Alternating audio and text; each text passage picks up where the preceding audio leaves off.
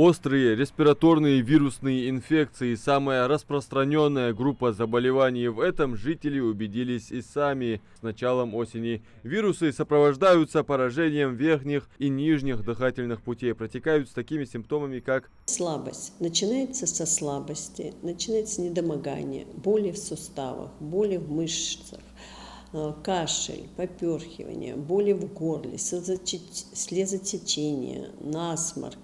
Все это может быть как при гриппе, и также и при ОРЗ, и при ОРВИ. Но надо учесть, что грипп начинается с более высокой температуры, чем ОРВИ или ОРЗ.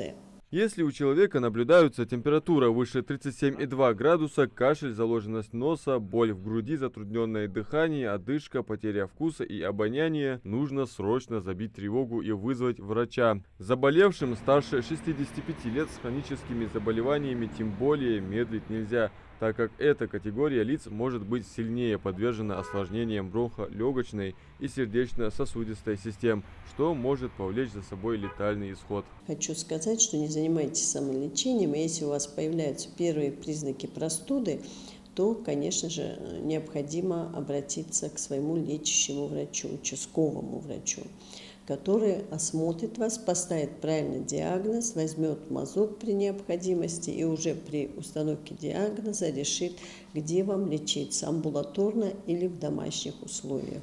Врачи твердят, спасение утопающего – дело рук прежде всего самого утопающего. Здесь речь идет о вакцинации. Второй осенний месяц – традиционное время подъема заболеваемости ОРВИ и гриппом. Иммунитет после прививки формируется примерно 30 дней, поэтому важно создать иммунный щит сейчас. Больше всего подвержены это старики, дети и беременные женщины. Да? Поэтому на эту категорию лиц мы должны обращать больше всего внимания. Они должны знать, что они должны прежде всего, главным методом профилактики является вакцинация. У нас есть два вида вакцины, которые разрешены и беременным, и поэтому мы должны проводить активную вакцинацию этих лиц. Такие симптомы, как повышение температуры, головные боли, вялость, кашель, насморк могут проявиться и у самых маленьких. Дети к вирусным заболеваниям очень восприимчивы, особенно школьного и дошкольного возрастов. Именно этих детей необходимо вакцинировать. То есть вакцинация у нас проводится с 6 месяцев. С 6 месяцев до 3 лет мы детей вакцинируем двукратно. А уже с 3 лет мы детей вакцинируем однократно. И начинаем мы вакцинацию еще в сентябре, то есть до начала эпидсезона, чтобы к этому времени успел иммунитет сформироваться.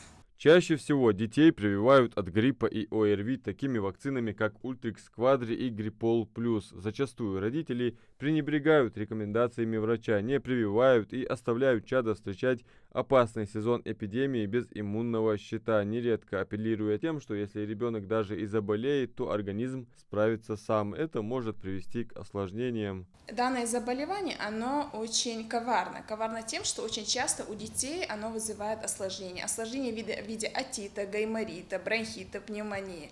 И довольно часто именно в этот сезон у нас поступают дети в больницы с такими диагнозами. Поэтому самолечением заниматься не стоит. Либо вызываете врача участкового на дом, либо же, если температуры у ребенка нет, если состояние позволяет, приходите в амбулаторию.